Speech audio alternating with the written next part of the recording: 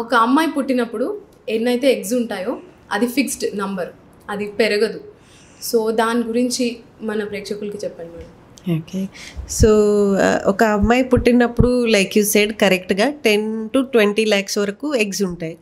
So puberty వచ్చే వరకు ఆ నంబర్ జనరల్గా తగ్గుతూనే ఉంటుంది. That is natural body mechanism. ఓకేనా? సో అది తగ్గి 4 lakhs వరకు వచ్చేస్తాయి.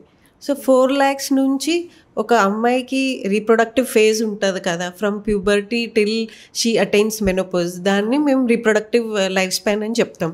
సో ఆ ఫేజ్లో there are only about 400 eggs which actually mature.